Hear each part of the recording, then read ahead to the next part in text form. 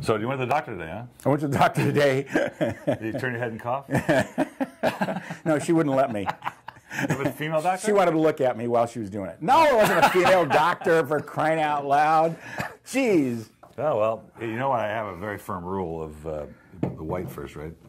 Red or white? No, we're doing red. Okay. First. There goes your firm rule. That's what's first listed.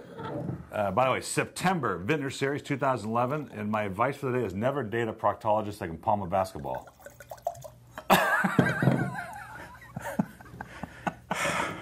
I need hazard pay, okay? Because I think my mind is at hazard right now. Did you know that catalpa is a tree? No, I didn't know that. Did you know you have wine on your chin? Yeah. Saving it for later. It only gets better, folks. It really does. Love this wine. You know, he brought this in a couple times. This it actually really took a year to come around. He had it in his warehouse for a year. I tasted it about 2.5 years ago, and then it finally, I just really, wow, this is unbelievable. That is amazing Cabernet. Mm. Now, this is Chilean, right? Mm-hmm. It doesn't taste like Chilean to me. This tastes like Napa Valley Cab. That's got that earth component, the licorice, you know, leather. I mean, really elegant Cabernet. And God, $20, $19.95 is the regular price. The reorder price is $13.99. That's a steal. This is what happens, though. He brought it in when he first brought it to this country. It was all right. I liked it, but I passed on it. And then he brought it back after it aged it for a year or maybe more in his warehouse. And I went, wow. I go, what's the vintage? Turned into a 2008. Did you do that? Did I do that? What a mess. Well, you know, that's what happens when you pour wine. Sometimes it drips. Mm-hmm. And it's really okay. You don't need to be intimidated by people who think they know about wine when you drip the wine on the label. Every time you taste it, you get different flavors. Okay, yeah, right now it tastes like Chardonnay. Look at the color of my glass. Yeah, no, it's a really, really intense wine, and what yet part it's of not. Chile is this? But it's not over the top. Well, most of them are in the Mapo Valley or Cachalga. Mm-hmm. This one is in. Wow, doesn't say. I mean, it says somewhere, but I can't read that. Anyway, spectacular wine. I'm giving this a 94. Yeah, I agree with that. I mean, that's really a good bottle of wine.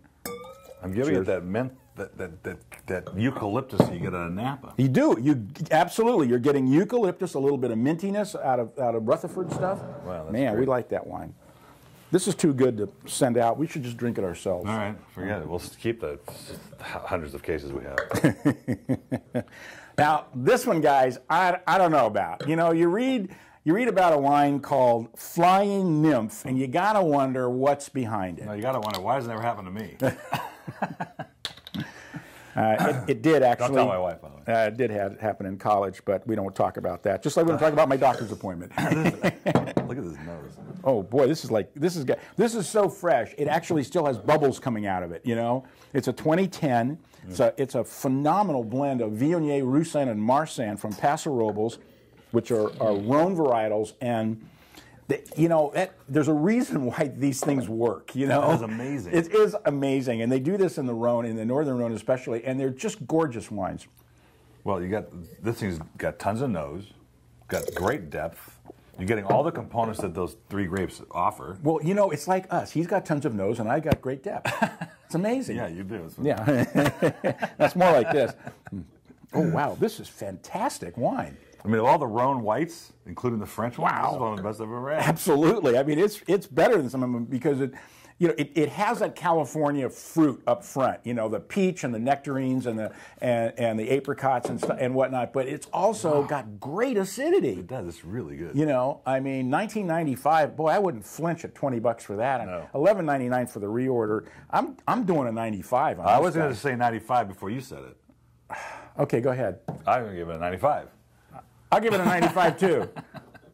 That's really. I forgot how good that was. It happens. Sometimes I taste these wines and I don't get to taste them again until they get here. Well, that's too bad. Well, those are the. On the title page of the nymphomaniacs in the wine business is what I put on in the newsletter. Good. I'm sure that's helpful to everybody that is interested in the wine. Now, this is a fun wine. It's supposed to be for on sale restaurants only. Ooh, yeah, because Obviously, this label would turn on anybody that's about ready to eat. Raucous Buckets. We're not supposed to. Would give me indigestion. We're not supposed to talk about where it's from necessarily. Oh, I see. But the guy that made it, also makes wine for. I don't know. You wrote it. Well, I didn't know that information. They didn't. They yes, weren't. You did. It's from. I wrote it, but they didn't give me that info. Gunlock Bunshoe. Oh, really? Oh, that's right. Well, but his son, Jim Bunshoe's son. Right. Love this nose. Mm-hmm.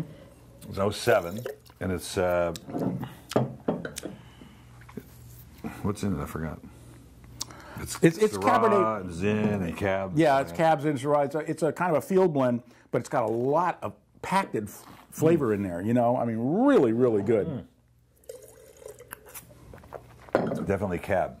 Mm-hmm. You're getting that layers of spice from that Zin. I remember that one now. Really nicely done. Of course, if this guy who grew up in the wine business, and I know his dad very well, great guy. I've known him for 40 years. If he doesn't know how to make wine, I give up. Well, we're not supposed to talk about the fact that it's a Bunshoe property wine, but we can talk about the fact that Bunshoe made it. Does that make any sense? That makes a bunch of sense. Yeah. $19.95 is the shelf price. $12.99 is the reorder price. Absolutely killer. Forgive the label. I think it's goofy as hell, but what do I know? And I'm giving this a 94. 94? 94. You want to say it again? Quit taking my numbers. 93. Numbers aren't proprietary, by the way. Well. And the other alternate is one of my favorite wines ever. Another goofy name.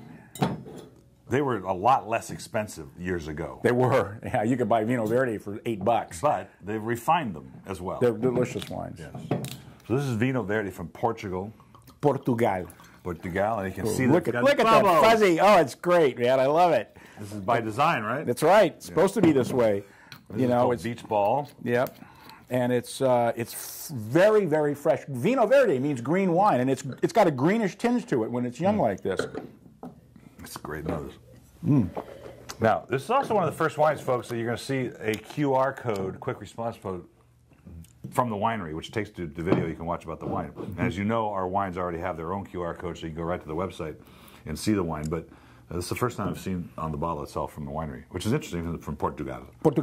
And it's delicious. I mean, Vino Verdes are just wonderful. They're made to be drunk very young because they're fresh. They got little effusive fruit. They go great with oysters or any kind of shellfish, kind of like muscadet from the Loire in France.